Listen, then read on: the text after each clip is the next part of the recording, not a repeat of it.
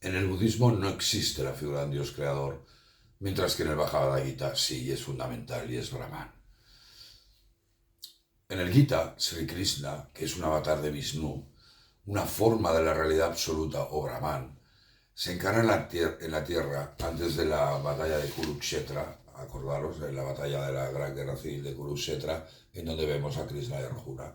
Y Krishna se encarna para proteger el Dharma, tal y como nos explica el trascendental verso 7-8 del capítulo cuarto, que dice: cuando la maldad aumenta, cuando la bondad desfallece, cuando se olvida el propósito de la vida, yo me manifiesto. Vuelvo para salvar a los justos y destruir a los malvados y restablecer el Dharma. Yo nazco de era en era. Brahman tiene tres formas diferentes: Brahma, el creador; Vishnu, el conservador; y Shiva, el destructor. El Bhagavad Gita enseña el concepto de hombre real, nuestro verdadero yo, el alma, el Atman, y el hombre aparente, el cuerpo físico. En el Gita, Dios reside en el corazón de todos, aunque la forma pueda variar según la escuela filosófica, dualista o no dualista de la Advaita Vedanta.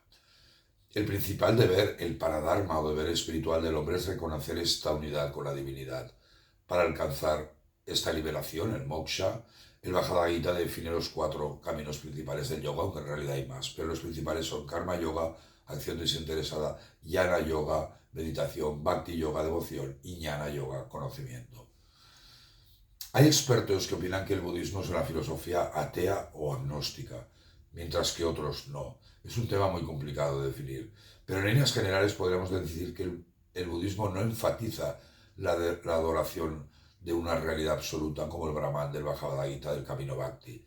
En el hinduismo, Brahman sin atributos del Advaita Vedanta, del Jnana Yoga, lo tenemos que entender como el aspecto sin forma de Brahman o Nirguna.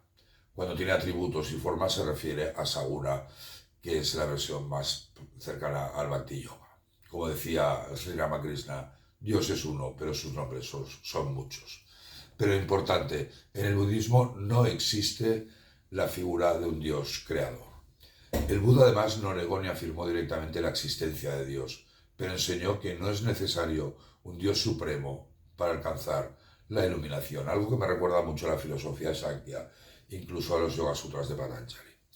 Pero sin embargo, Vivekananda, Swami Vivekananda, aquí lo podéis ver, adoraba a Buda como Dios encarnado en la tierra. Y Sri Ramakrishna Paramahansa, el hombre que veía a Dios, aquí lo tenemos, decía, y esto es una frase suya: el Buda no era ateo, solo que él no podía expresar su realización en palabras. Sri Ramakrishna también tenía una reflexión muy importante sobre los ateos, y os la leo. Y decía: puedes ver muchas estrellas en el cielo por la noche, pero no cuando el sol se levanta. ¿Podrías asegurar que no hay estrellas en el cielo durante el día? Oh, hombre, no puedes decir que no hay Dios porque no puedas encontrarlo en los días de tu ignorancia. Y os leo otra reflexión de Swami Vivekananda que decía: ¿cómo puede el hinduista, cuyo pensamiento se centra en Dios, creer en el budismo, que es agnóstico, o en el jainismo, que es ateo? Los budistas o los jainistas no dependen de Dios, pero toda la fuerza de su religión está dirigida a la gran verdad central en cada religión: desarrollar un Dios a partir del hombre.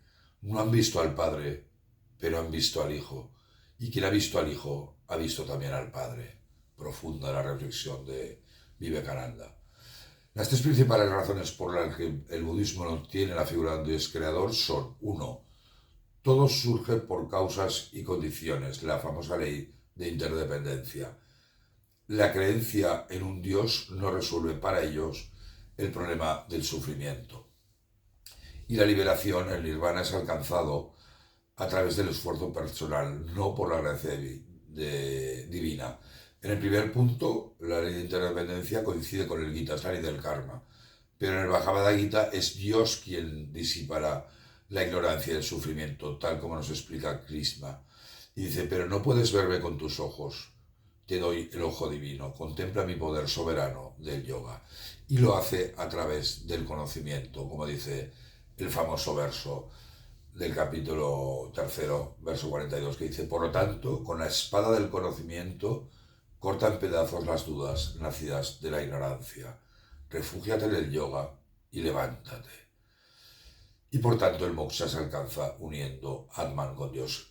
Como vemos, es una diferencia fundamental entre el budismo y el hinduismo. El budismo no necesita la figura de un Dios creador, en teoría, pero la existencia de Dios es fundamental en el Bhagavad Gita. Soy Pedro Nonell, traductor y experto en el Bhagavad Gita. Si te ha gustado este vídeo, compártelo.